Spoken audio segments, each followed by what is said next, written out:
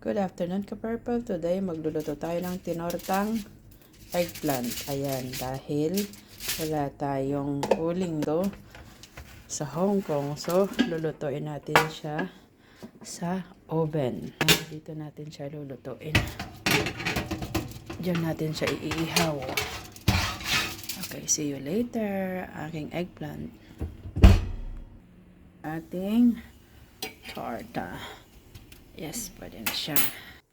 Ayan, luto ng ating torta. So, balatan na natin. Oops.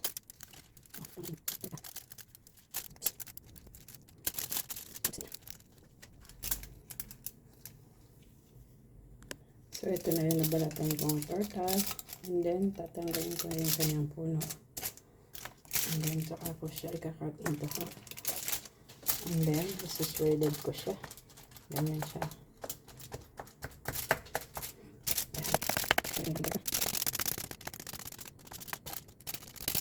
Then, ka-purple, lagyan ko siya ng turmeric. Pa-flavor, ano yan. Para may nutrients din akong makakuha. Kasi magandang may yelong dilaw na nakukonsume tayo everyday. Good for inflammation yan. Konti lang naman. O, diba? Kita nyo naman, o. Para magkakulay lang at saka in the same time mayroon akong nutrients na nakuha dyan. Then konting asin. Ito ang ating torta. Asin. Then gadgaran natin siya ng carrots.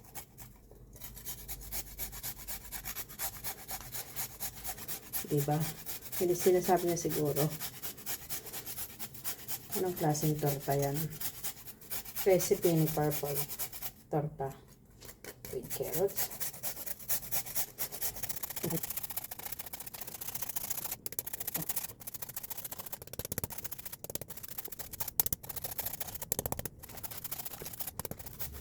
Oh, diba? Kakaibang pagkain na naman ito, ka-Purple.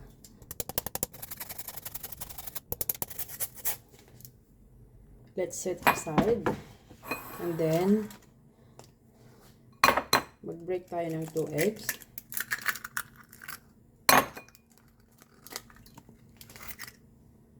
Scrambled. Then, pudburan natin ng cornstarch ang ating torta. Pudburan lang siya. Ibabaw. Yeah. Cornstarch. Para mag-crispy sa ibabaw. And then, set aside. Tapos, yung remaining, ilagay natin dito sa egg mixture. Ayan.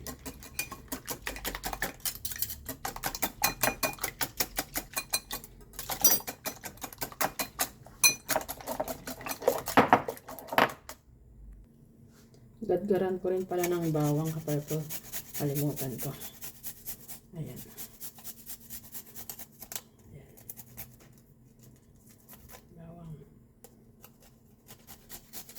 More bawang. Masarap, maraming bawang.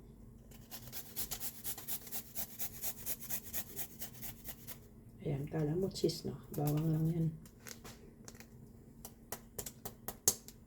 Ayan, yung recipe. Torta ulit. Ready to fry. So, ito na ang ating torta, ka-purple. Hatiin ko muna siya sa dalawa. Para hindi siya masyadong. Ito ang ating torta. So, okay na siya, ka-purple. Purple. Torta.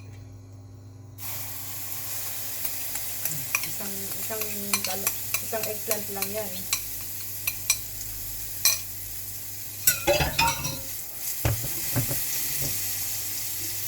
Salat natin para mag-even kanyang pagkakaluto. So, hindi na tayo magra-rice, ka-purple. So, ang ingredients, madali lang ito. nalutuin ang ating torta. So, as usual, ihawin yung eggplant, and then tanggalan ng balat, and then gadgaran siya ng carrots, tsaka bawang, and then salt, at tsaka kung ano man yung gusto nyong ilagay pa dyan, pwedeng pepper, pwedeng lagyan nyo ng pampasarap, or konting toyo. But ako, ganun lang siya ka-purple. So, it's fine. And then, ito na siya. Then, cornstarch. Yung egg naman, lagyan mo lang siya ng konting cornstarch. Ito na siya. Oh, diba?